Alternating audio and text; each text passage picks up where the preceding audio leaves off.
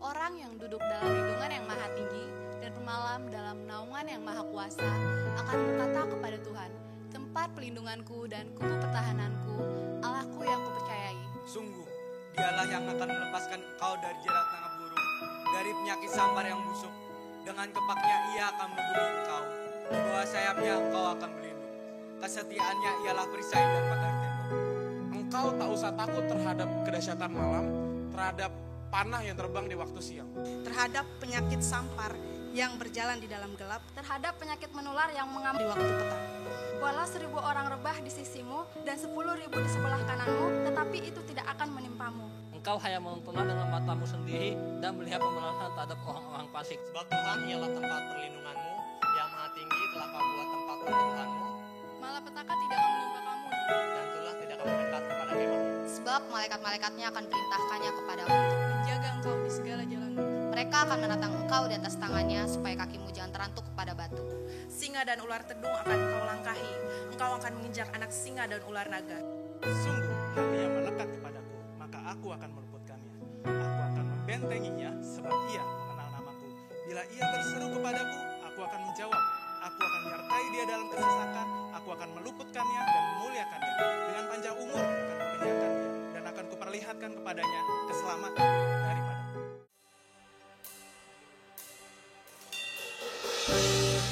Kami mengucap syukur untuk setiap kebaikan-Mu Tuhan Yesus. Biar setiap pujian penyembahan kami menyenangkan hati-Mu. Amin.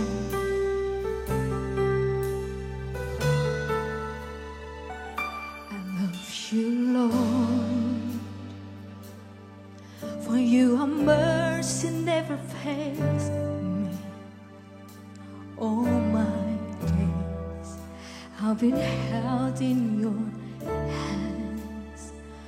From the moment that I wake up until I lay my hands, oh, I will sing of the goodness of God. And all my life you have been faithful, and all my life you have been so good. With every breath that I am able, and I will sing in the goodness of God.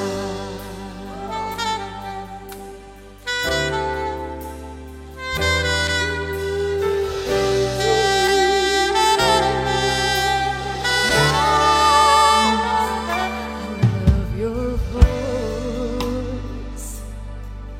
You have led me through the fire and darkest night. You are close like no other. I've known you as a father, I've known you as a friend. I have lived in the goodness of God all my life. And all my life you have been faithful, and all my life you have been so good. With every breath that I am able, I will sing of the goodness. Katakan kebaikan Tuhan Yesus. Oh my life, and all my life you have been faithful, and all my life you have been so good.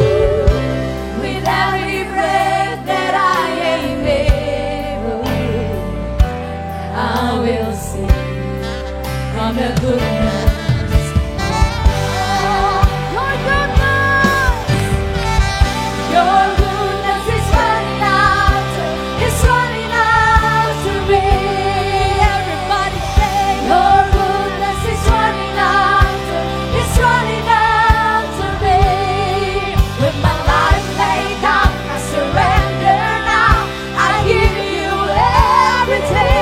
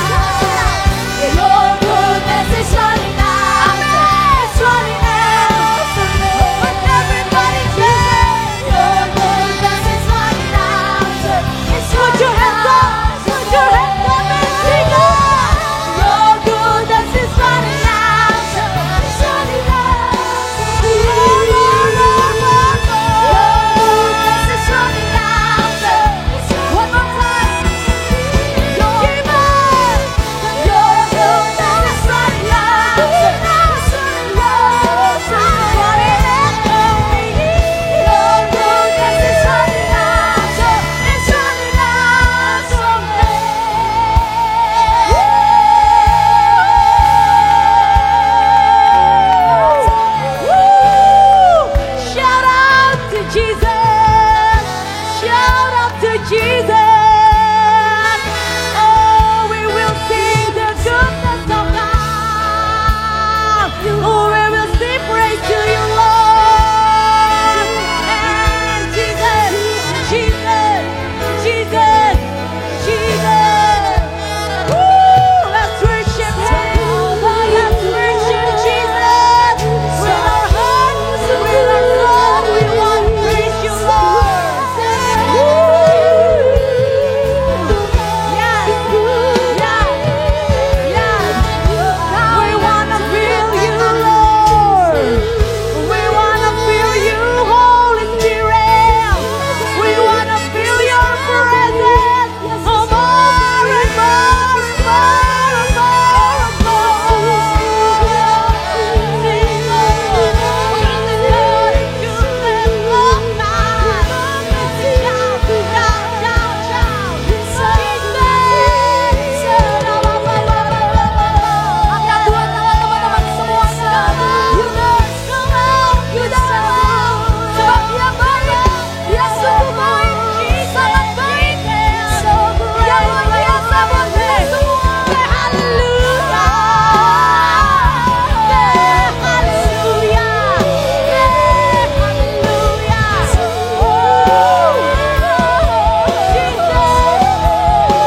Mari berbahasa roh.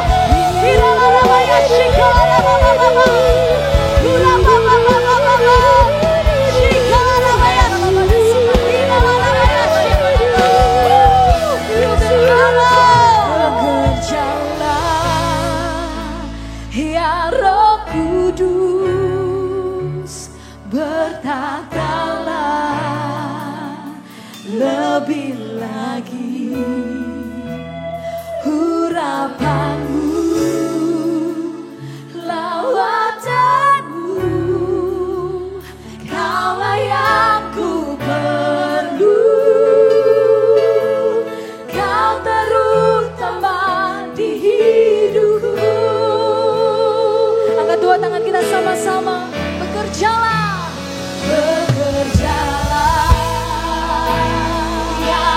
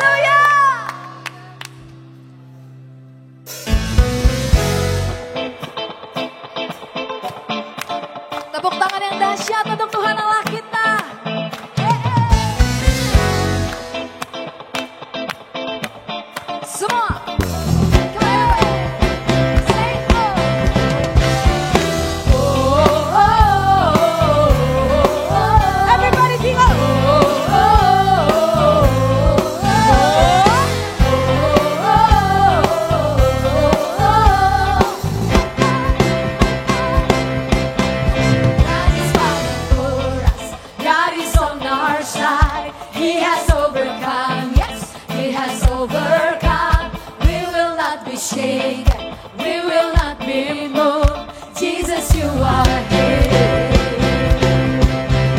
Carrying our burdens, covering our shame. He has overcome. Yes, He has overcome. We will not be shaken. We will not be moved. Jesus, you are here. I will live, I will not die. The resurrection power of Christ alive in me, and I am free in Jesus' name.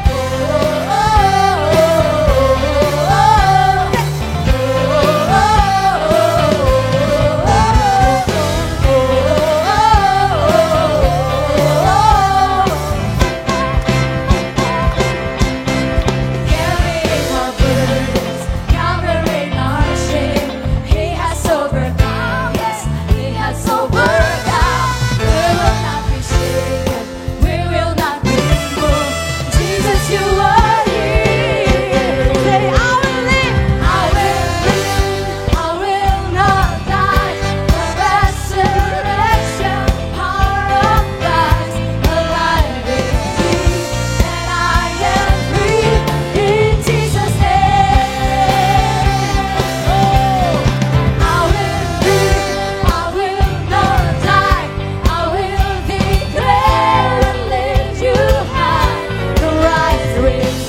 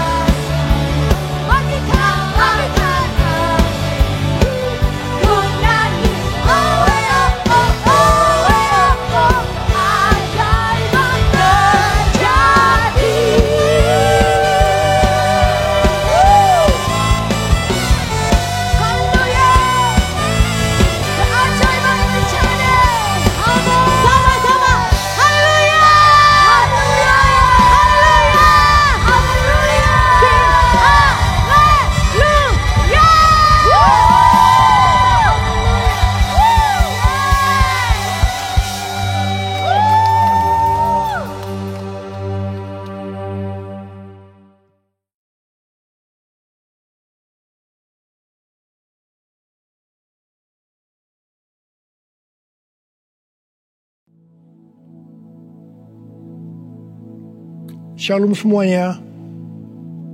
Pada waktu Tuhan Yesus ditanya oleh murid-muridnya tentang tanda kedatangannya kembali dan tanda kesudahan dunia ini, Tuhan Yesus menjawab dalam Lukas 21 ayat 11 bahwa salah satunya adalah penyakit sampar. Sampar dapat diartikan sebagai pandemi. Jadi COVID-19 ini adalah salah satu tanda dari kedatangan Tuhan Yesus kembali dan tanda kesudahan dunia ini. Selain itu, Tuhan Yesus menjawab dari Matius 24 ayat 14 yang berkata, dan Injil kerajaan ini akan diberitakan di seluruh dunia menjadi kesaksian bagi semua bangsa. Sesudah itu barulah tiba kesudahannya. Tuhan Yesus pasti datang kembali. Karena itu dia memberikan amanat agung kepada kita, yaitu agar kita pergi dan menjadikan semua bangsa itu murid Tuhan Yesus. Hal ini juga berarti agar terjadi penuaian jiwa besar-besaran sebelum Tuhan Yesus datang kembali. Sekarang kita akan melihat bagaimana proses untuk menyelesaikan amanat agung atau proses penuaian jiwa yang terbesar dan yang terakhir sebelum Tuhan Yesus datang kembali. Untuk menyelesaikan amanat agung tidak bisa dengan kekuatan sendiri. Karena itu pesan terakhir Tuhan Yesus sebelum naik ke sorga kepada murid-muridnya, yang juga berarti kepada kita semua dalam Kisah Para Rasul 1 ayat 8, yaitu, tetapi kamu akan menerima kuasa kalau Roh Kudus turun ke atas kamu, dan kamu akan menjadi saksiku di Yerusalem dan di seluruh Yudea dan Samaria dan sampai ke ujung bumi. Jadi untuk menyelesaikan amanat agung, kita harus menerima kuasa dari Roh Kudus yang turun ke atas kita. Setelah itu dengan disaksikan para muridnya, Tuhan Yesus naik ke sorga. Setelah Tuhan Yesus naik ke sorga, 120 murid Tuhan Yesus berkumpul di kamar loteng Yerusalem. Mereka melakukan ini karena Tuhan Yesus memerintahkan agar mereka tidak meninggalkan kota Yerusalem sebelum diperlengkapi dengan kuasa dari tempat tinggi. Tuhan Yesus berkata, sebab Yohanes membaptis dengan air, tetapi tidak lama lagi kamu akan dibaptis dengan Roh Kudus. Apa yang dilakukan 120 murid di kamar loteng? Alkitab berkata bahwa mereka semua bertekun dengan sehati dalam doa bersama-sama. Artinya mereka berdoa, memuji dan menyembah Tuhan dalam unity siang dan malam. Ini adalah prinsip restorasi Pondok Daud. Ini adalah prinsip menara doa. Setelah 10 hari mereka melakukan hal itu, maka pada hari raya Pentakosta, tiba-tiba turunlah dari langit suatu bunyi seperti tiupan angin keras yang memenuhi seluruh rumah di mana mereka duduk.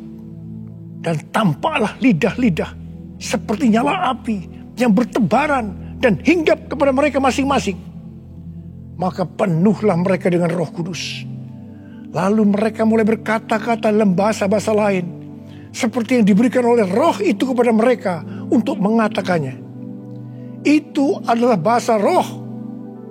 Jadi tanda awal orang yang dibaptis dengan Roh Kudus adalah mereka akan berbahasa Roh. Apa yang terjadi setelah murid-murid Tuhan Yesus dipenuhi dengan Roh Kudus? Hal yang pertama, Petrus berkhotbah sekitar 5 menit. Dan kira-kira 3.000 orang bertobat dan dibaptis. Petrus berkhotbah dengan kuasa Roh Kudus. Pada zaman itu, populasi penduduk dunia sekitar 255 juta orang. Sekarang penduduk dunia sekitar 7,8 miliar. Jadi 3.000 orang yang bertobat dan dibaptis pada waktu itu setara dengan sekitar 91.000 orang pada saat ini. Saya percaya hal ini juga bisa terjadi seperti pada waktu itu. Hal yang kedua, Setelah murid-murid Tuhan Yesus dipenuhi dengan Roh Kudus, mereka dipakai untuk menyatakan tanda-tanda dan mujizat, sehingga banyak orang yang bertobat. Petrus dan Yohanes menyembuhkan orang lumpuh sejak lahir.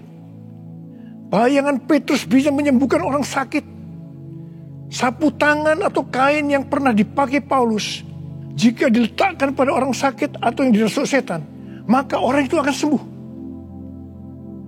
Dalam Markus 16 ayat 15 sampai dengan 18, Tuhan Yesus berkata bahwa kalau kita pergi untuk memberitakan Injil, maka tanda-tanda dan mujizat akan menyertai kita.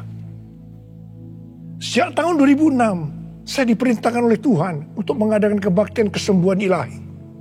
Selama 13 tahun, saya sudah mengadakan 318 kali kebaktian kesembuhan ilahi.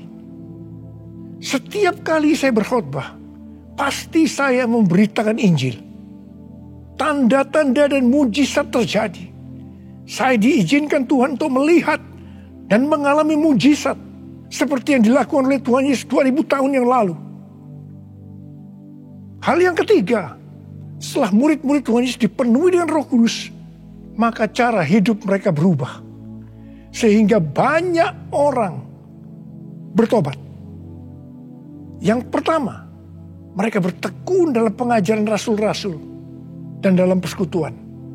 Ini bisa diartikan mereka suka membaca Alkitab. Mazmur 119 ayat 105 berkata, "Firman-Mu adalah pelita bagi kakiku dan terang bagi jalanku." Kalau kita suka membaca Alkitab, itu akan menuntun jalan hidup kita.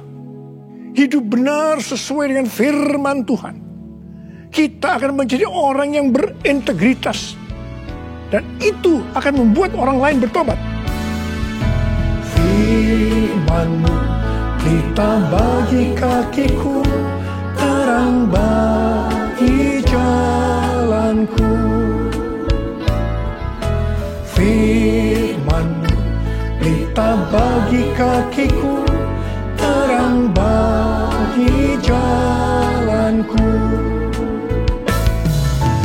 Waktu ku bimbang dan hilang jalanku, tetaplah Kau di sisiku. Dan takkan ku takut asal Kau di dekatku, besertaku selamanya.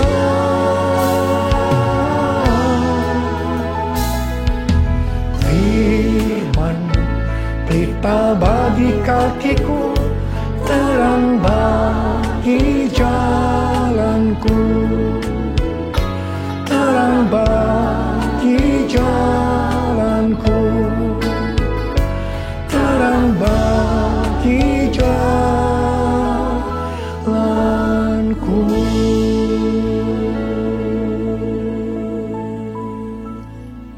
Yang kedua, perubahan cara hidup yang membuat banyak orang bertobat adalah mereka selalu berkumpul, memecahkan roti dan berdoa.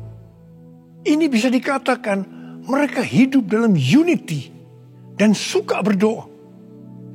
Hari-hari ini saya melihat melalui menara doa bahwa ada doa, pujian dan penyembahan dalam unity siang dan malam. Saya melihat melalui Third Pentecost Azusa Street Prayer Tower, ada doa yang bertalu-talu untuk pencurahan Roh Kudus yang dahsyat melalui Pentakosta ketiga.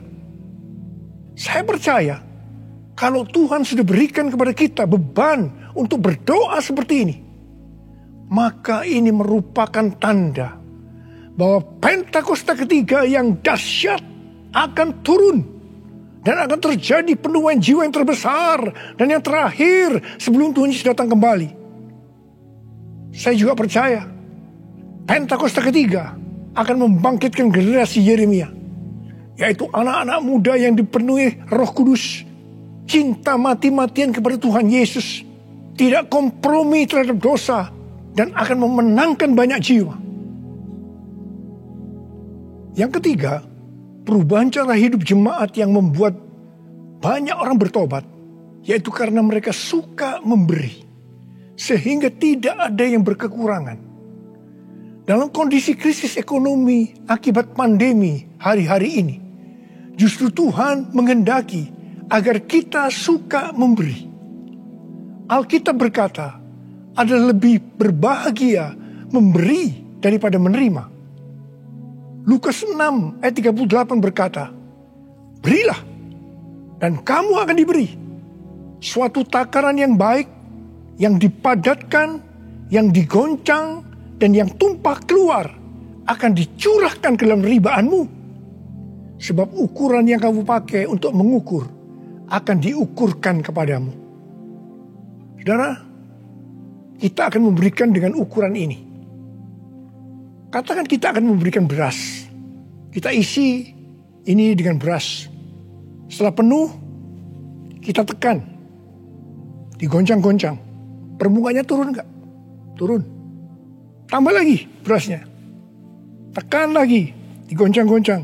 Masih turun, tambahi lagi beras.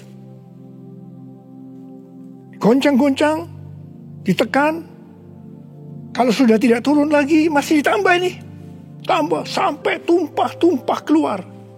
Dan itulah yang akan dicurahkan ke dalam ribaanmu. Saudaraku yang kasih Tuhan, ini berarti kalau kita memberikan dengan ukuran ini, Tuhan akan memberikan kepada kita mungkin 100 kali lipat dari ini. Katakan amin. Haleluya. Aku percaya berkat-Mu atasku melimpah, kebajikan, kemurahan selalu mengikutiku.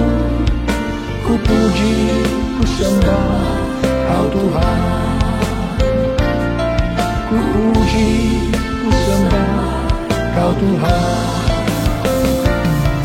Ku puji, ku sembah Kau Yesus.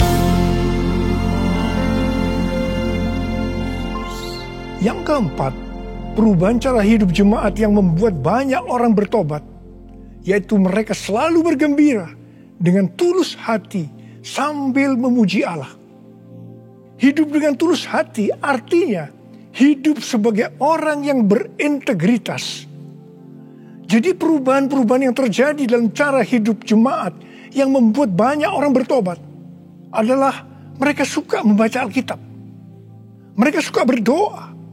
Mereka hidup dalam unity. Mereka suka memberi. Mereka suka memuji Allah dan bergembira. Tulus hati atau hidup berintegritas. Dikatakan bahwa mereka disukai semua orang. Dan tiap-tiap hari jumlah orang yang diselamatkan bertambah. Haleluya.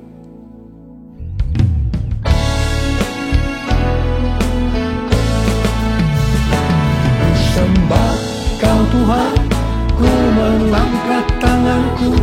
Selamanya Kau ajaib bagiku. Sembah Kau Tuhan, ku mengangkat wajahku. Selamanya Kau hebat bagiku. Haleluya, haleluya,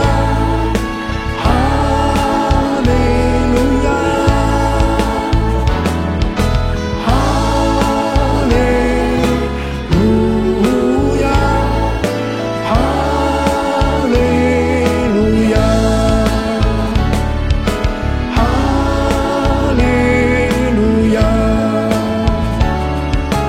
haleluya.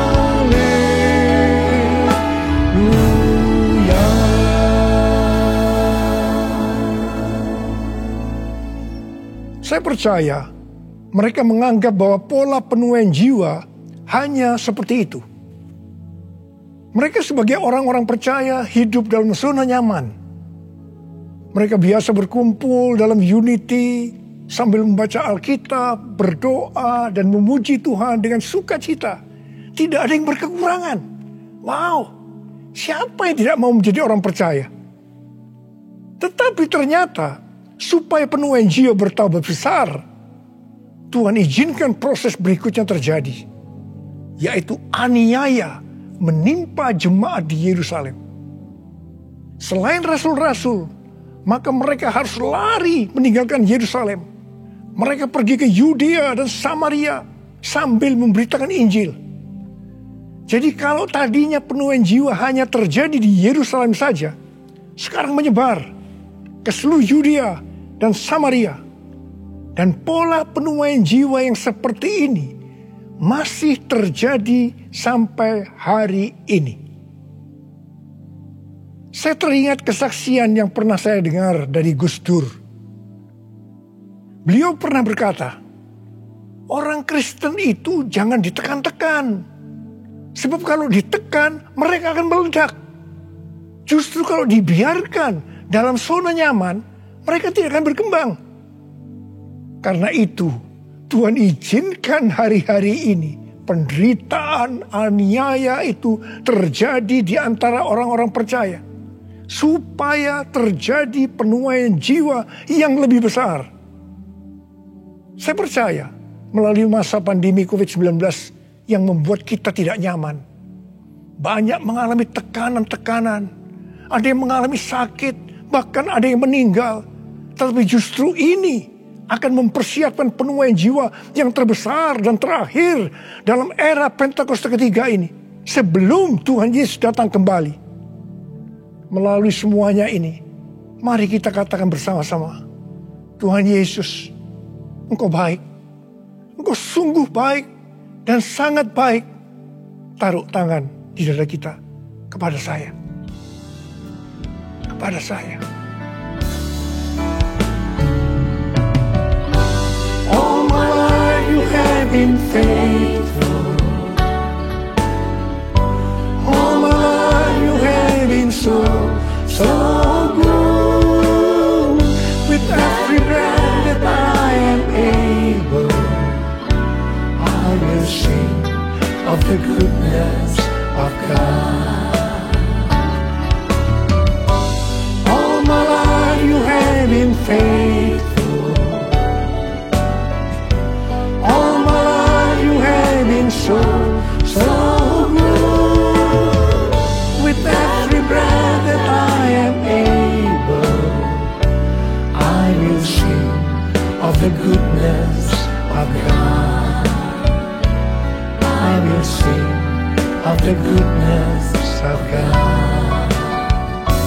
I will sing of the goodness of God.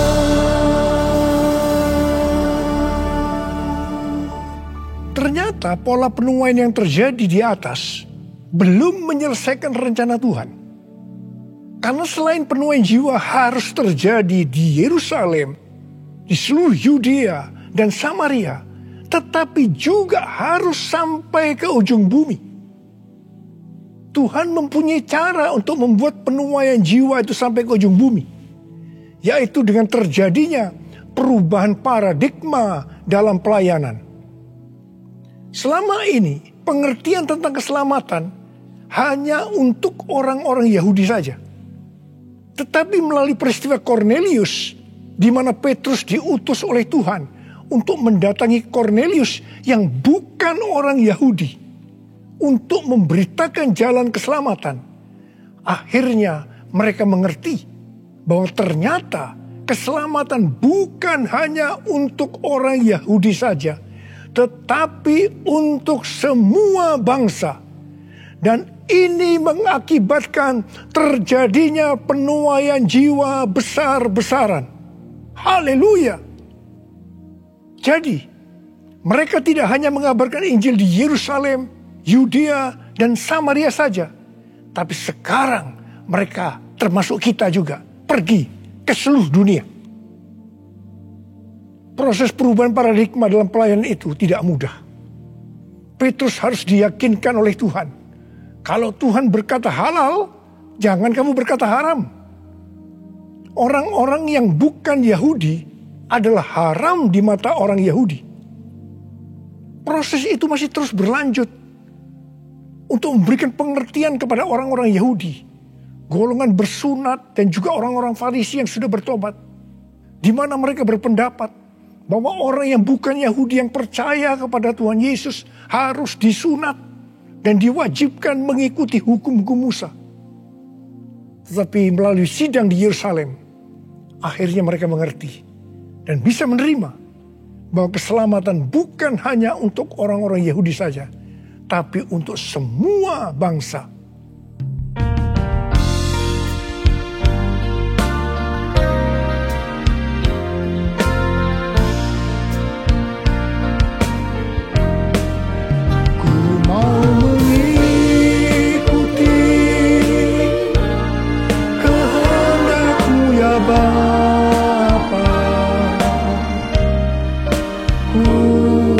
Selalu menyenangkan hatimu. Ku mau selalu menyenangkan hatimu. Ku mau selalu menyenangkan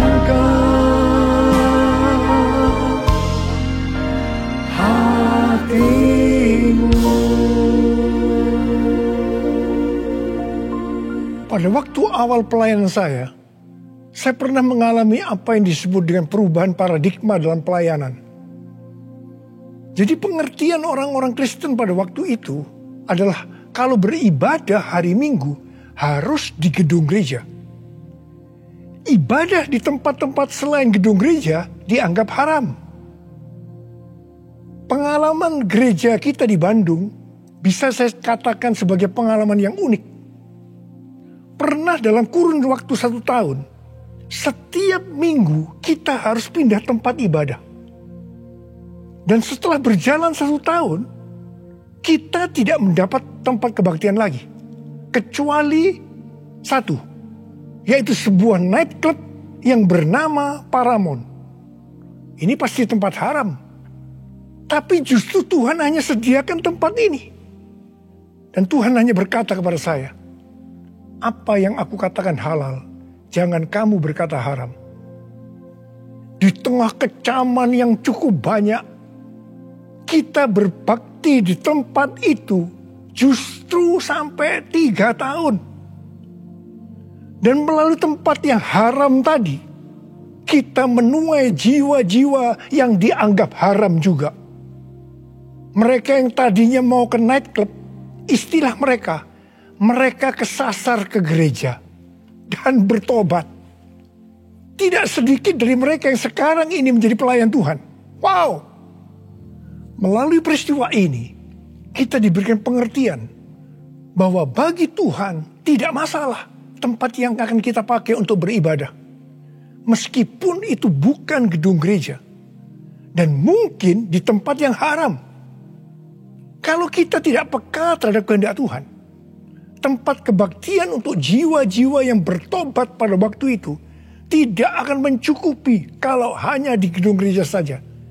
Karena waktu itu sedang terjadi penuaian jiwa yang besar di Indonesia. Selain itu, orang-orang yang mau ke gereja untuk pertama kali, karena bukan di gedung gereja, menjadi lebih mudah. Jadi itu cara Tuhan untuk terjadinya penuaian jiwa besar-besaran. Hari-hari ini, untuk memasuki penuaian jiwa yang terbesar dan terakhir, Tuhan mencurahkan Roh Kudus-Nya yang kita sebutkan dengan Pentakosta ketiga. Saya percaya Pentakosta ketiga bisa disebutkan sebagai perubahan paradigma dalam pelayanan. Terus terang, sampai dengan hari ini, banyak orang-orang yang belum mengerti tentang Pentakosta ketiga ini. Memang tidak mudah untuk mengerti tentang perubahan paradigma dalam pelayanan. Tetapi saya percaya bahwa pada akhirnya kita semua akan melihat bahwa dengan adanya Pentakosta ketiga ini akan terjadi penuaian jiwa yang terbesar dan yang terakhir sebelum Tuhan Yesus datang kembali. Hosana, Hosana di tempat yang tinggi. Hosana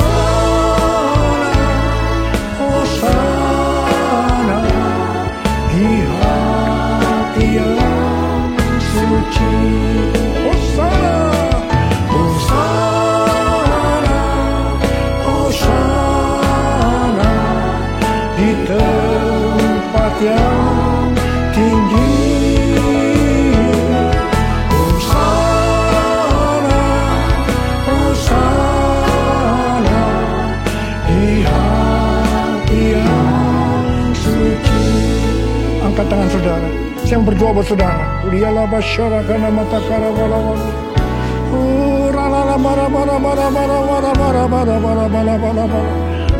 Rala mara mara mara mara mara mara. Lihatlah mara mara mara. Tuhan, hamba berdoa buat umat-Mu ya Tuhan. Hamba berdoa biarlah mereka boleh mengerti tentang perubahan paradigma hari-hari ini Tuhan melalui Pentakosta ketiga.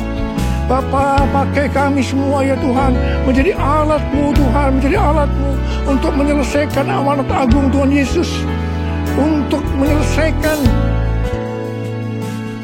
amanat agung Tuhan Yesus, untuk menyelesaikan amanat agung Tuhan Yesus. Tuhan, curahkan pengurapan-Mu saat ini kepada kami. Terima pengurapan Tuhan. Terima. Terima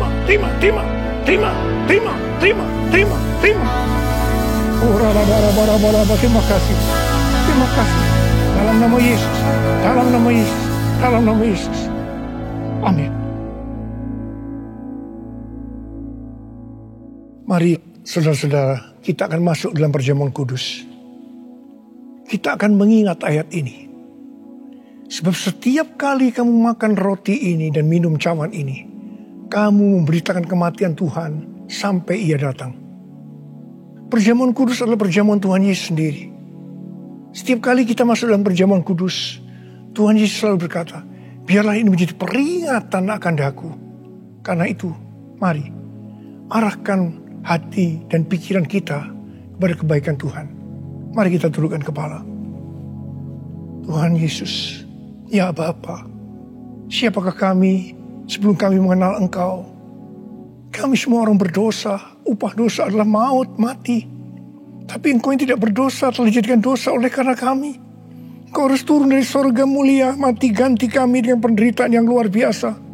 Sungguh kalau kami pikirkan betapa baiknya Engkau Tuhan, betapa baiknya Engkau ya Aba.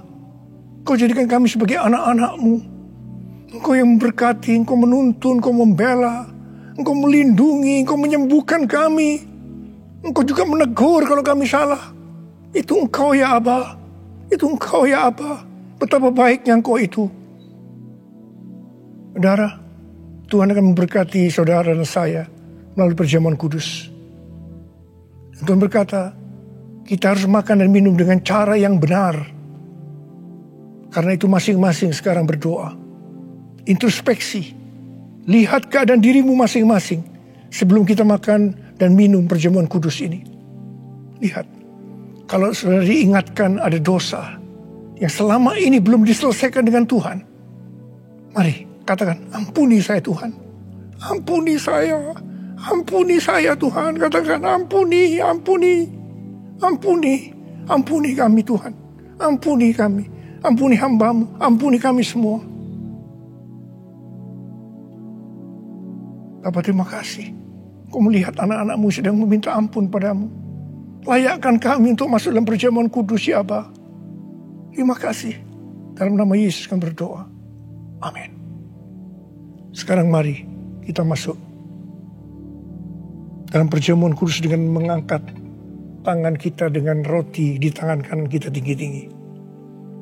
Sebab apa yang telah kuteruskan kepadamu telah aku terima dari Tuhan. Itu bahwa Tuhan Yesus pada malam waktu Ia diserahkan mengambil roti. Dan sesudah itu mengucap syukur atasnya. Yang memecah-mecahkannya. Dan berkata, inilah tubuhku yang diserahkan bagi kamu. Perbuatlah ini menjadi peringatan akan aku. Sudah dikasih Tuhan. Bukankah roti yang kita pecah-pecahkan ini adalah persekutuan kita dengan tubuh Kristus. Mari kita makan dalam nama Yesus.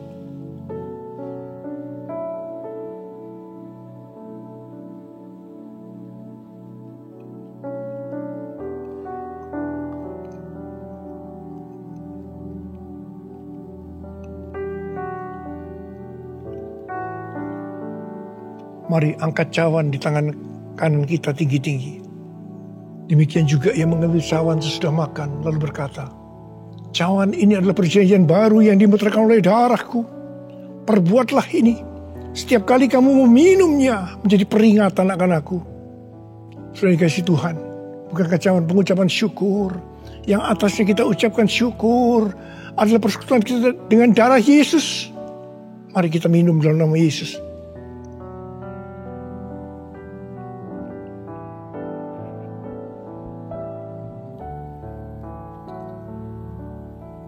Mari angkat tangan kita, ucapan syukur dengan suara. Jangan diam. Katakan terima kasih ya Tuhan.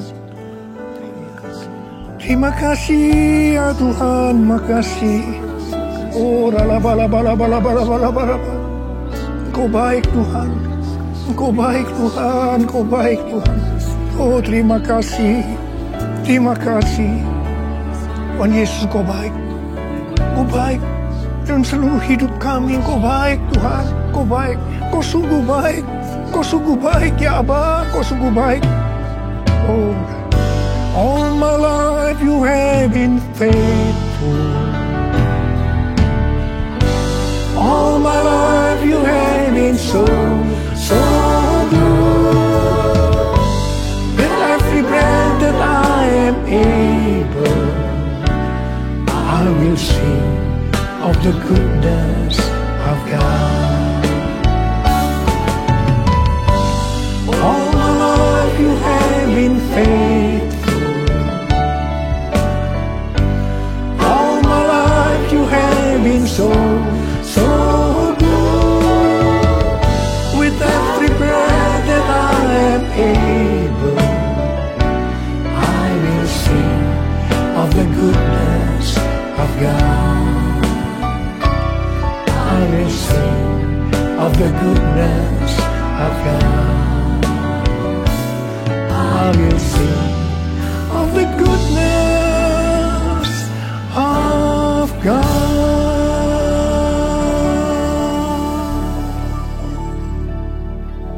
Terima kasih Abah. Terima kasih. Terima kasih. Terima kasih. Dalam nama Yesus. Amin. Mari angkat tangan saudara. Terimalah berkat Tuhan. Kasih karunia yang berlimpah-limpah daripada Allah Bapa dalam Anak yang tunggal Yesus Kristus. Persekutuan yang manis dengan Roh Kudus menyertai saudara sekalian mulai hari ini sampai Tuhan Yesus datang menjemput kita di awan-awan dan bahkan sampai selama-lamanya. Yang percaya bersama-sama katakan amin.